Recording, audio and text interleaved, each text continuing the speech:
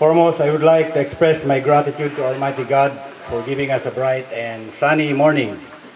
This presentation of turned over loose firearms to the leadership of the Mechanized Infantry Division, to the 1st Infantry Tabak Division, and to the province of Lanao del Norte. I am happy and would like to say thank you very much as I welcome everyone for your presence here today.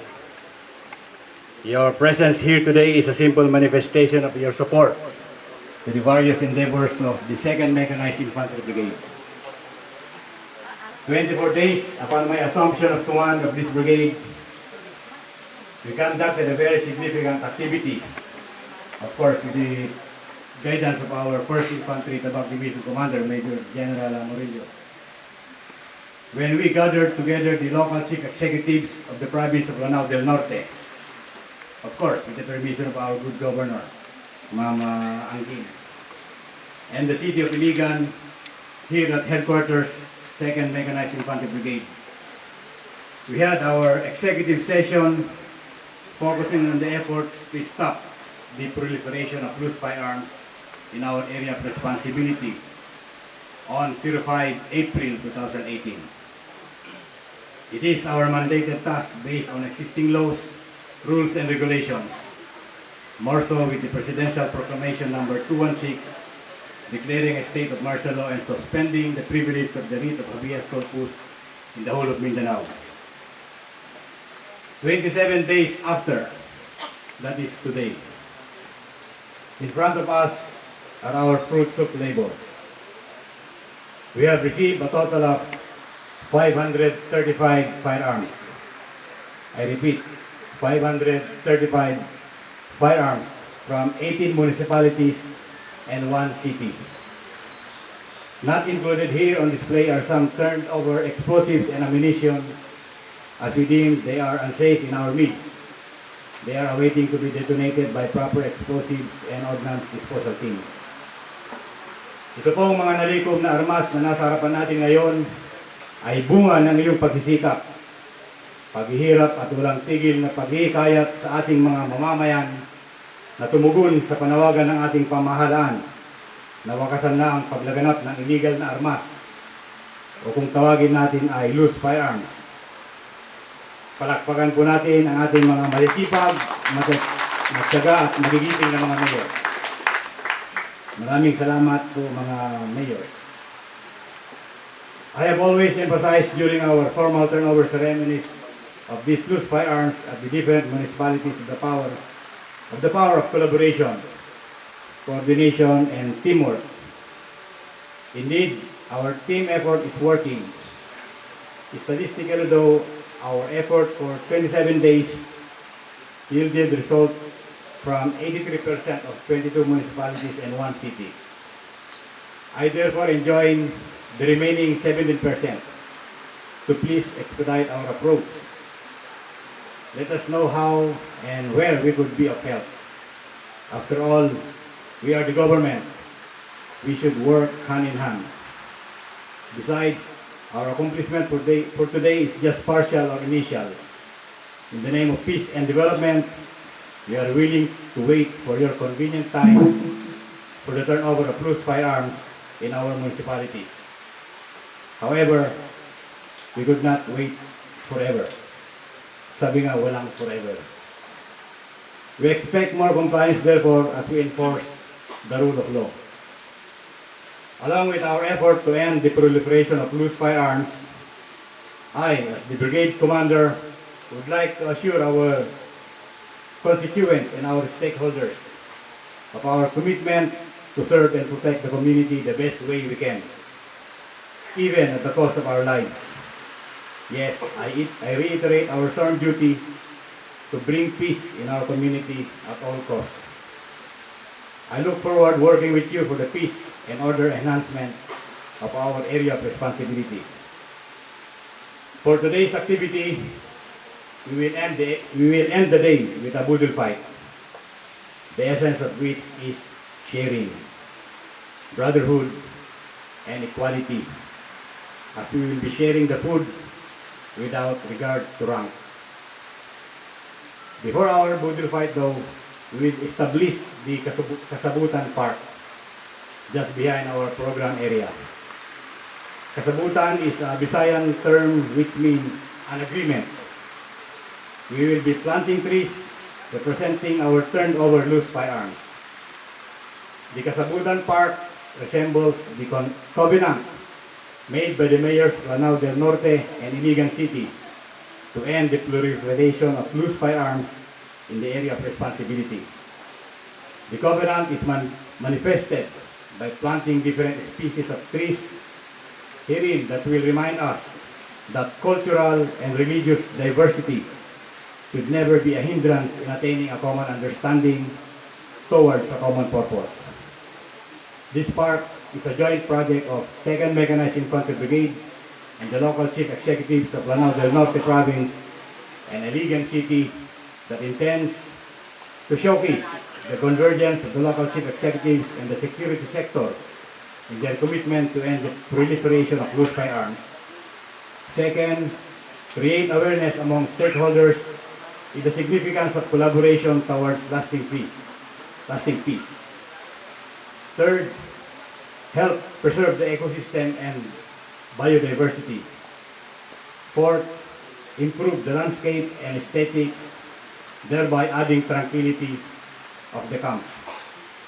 And lastly, encourage future leaders, particularly the youth, for utmost concern about two compelling issues that affects the humankind, the environment protection, and peace towards development. With the significance of our activity today, it is my privilege to welcome you all to the presentation of turnover of loose firearms. As I quote a famous philosopher who said, "You are what you repeatedly do.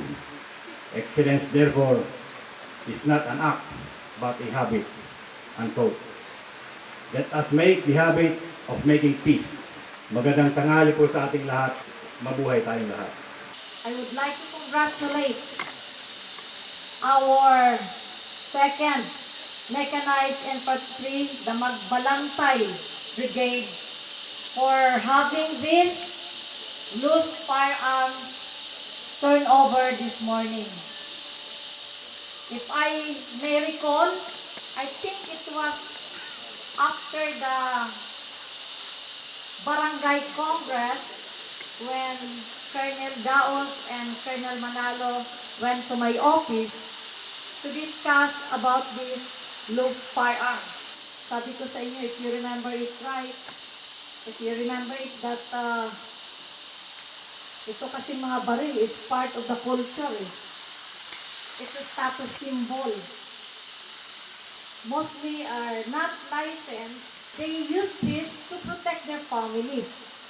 Especially, karamihan kasi, the problem that we have here in Lanao del Norte, in the Muslim municipalities, yung family feud.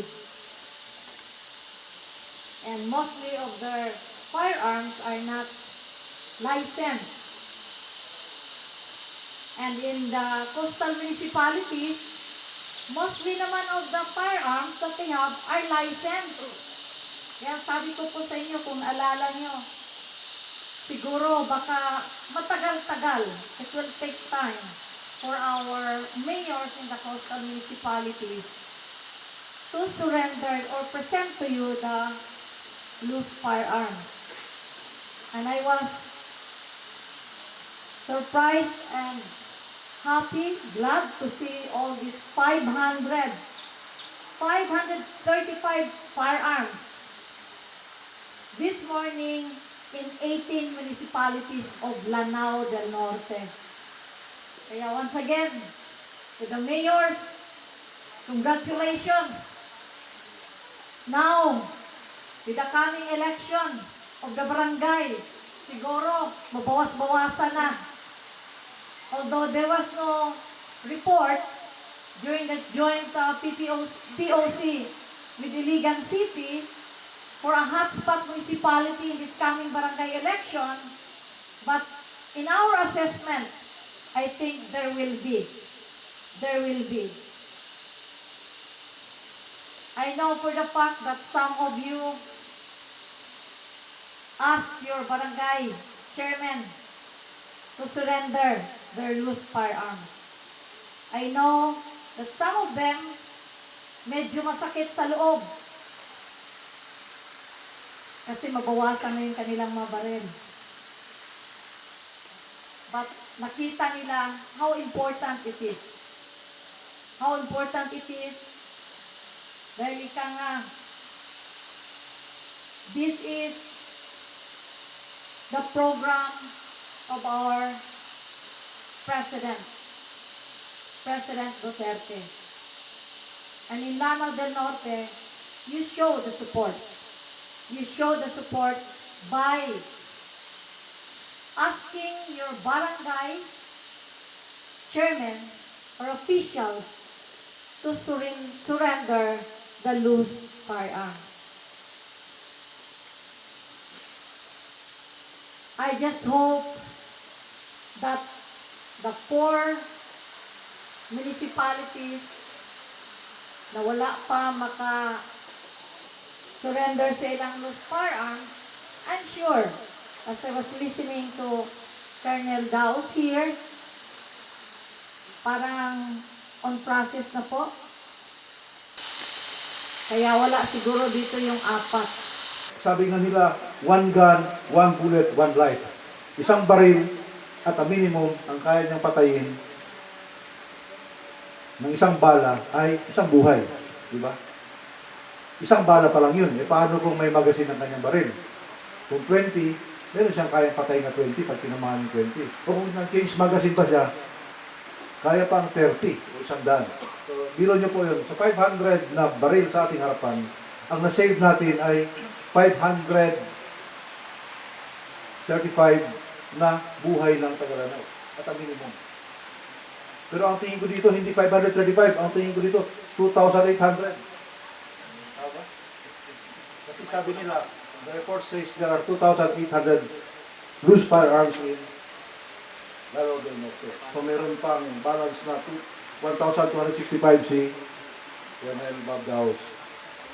Hindi naman ho ito paramihan ng recoveries o ng turn-in o ng surrender, but among us, between the 2 brigades na magka-classmate, we are competing, padamihan.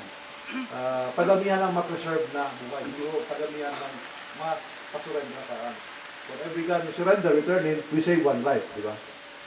Who knows, baka yung buhay na masisavis sa atin, sa asawa natin, sa kamag-anak natin, sa girlfriend natin, sa anak natin minamahal, sa apo natin. So this is a day that we should remember. May the 2nd. May the 2nd. Palakpakan po natin ang mga mayor. I may not be able to recognize you one by one, but I know your role is very important. Kayo po ang key, ang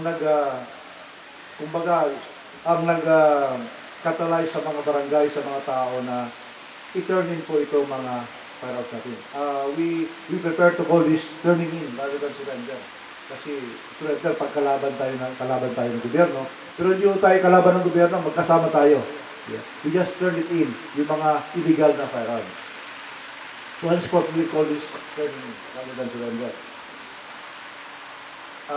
I remember in 16 March, Colonel Babdaos here assumed the commandership of the Mechanized Brigade in 13 March. 12 March, okay, 16 March, nagkaroon tayo ng formal na turning in ng firearms sa Yagapo. Sa Lanao Surman, Yagapo. That was March 16. Intentionally, inimbita ko po si Colonel Babdaos para makita niya yung effort din ng Lanao del Sur na gusto natin i-replicate sa Lanao del Norte. Lumapit yata yung isang staff niya sa isang staff ko, sinabing, ano ba to, kasama ba kami sa deadline? Kasi ang deadline namin noon was March 26. And pega po, third in, saka si Presidente, meron silang sinurrender na siyam na 50 caliber, 12 mortar, at saka iba't ibang klaseng baril pa.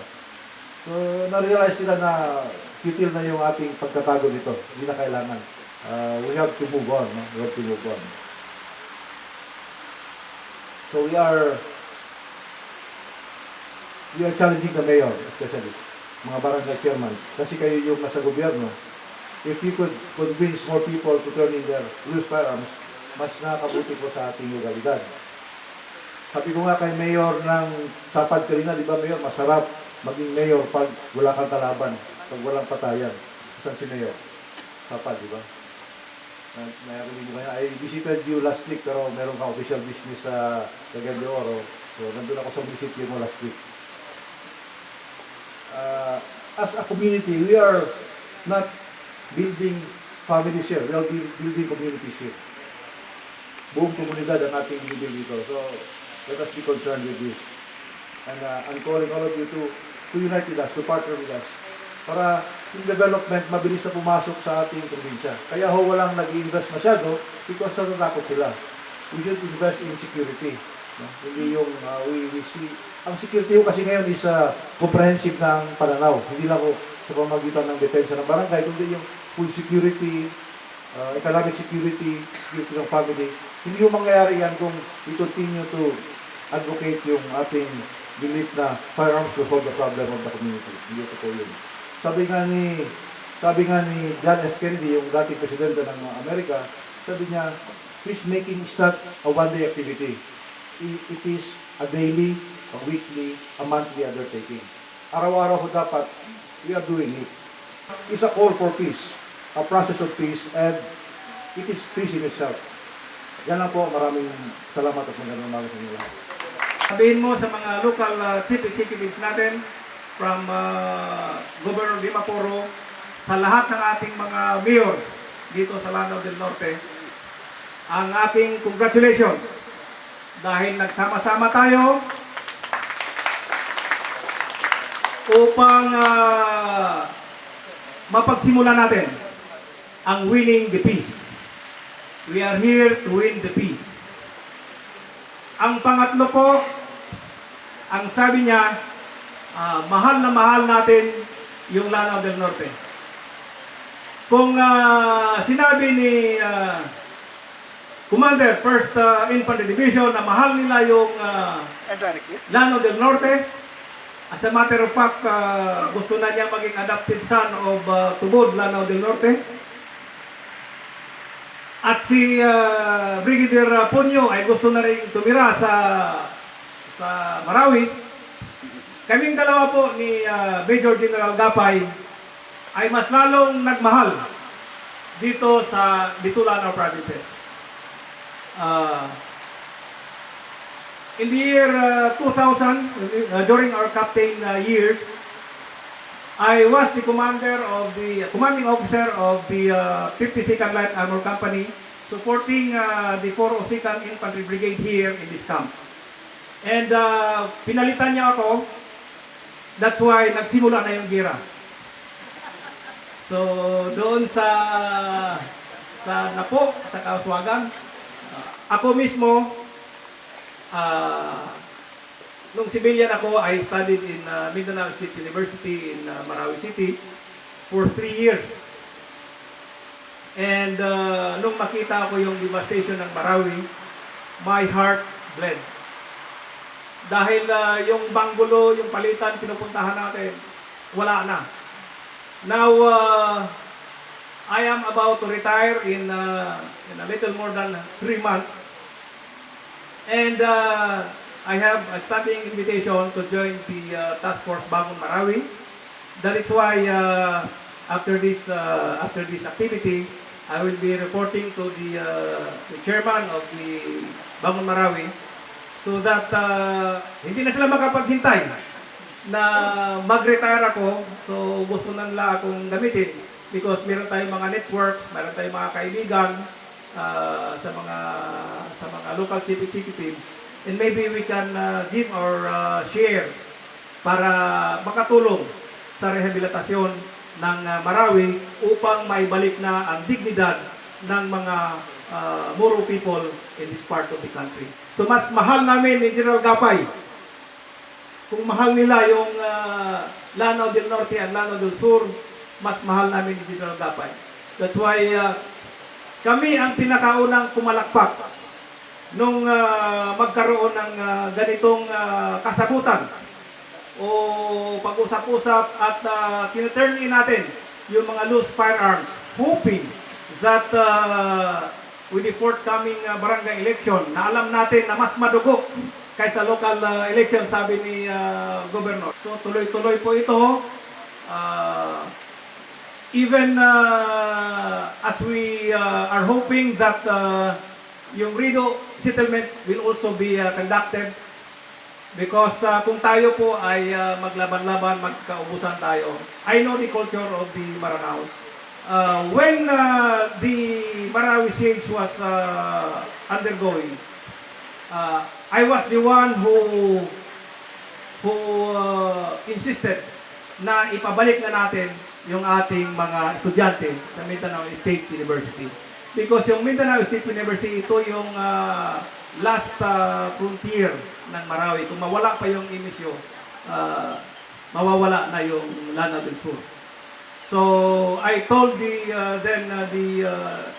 commander of the Joint Task Force Marawi na kahit dalhin natin yung lahat ng tangke para lang ma-secure natin yung Mindanao State University. Not because I was once a student. Naging scholar po ako ng Mindanao State University from 1979 to 1982. Kasabayan ko po si Chief Bato nung pumasok at kasabay ko rin lumabas.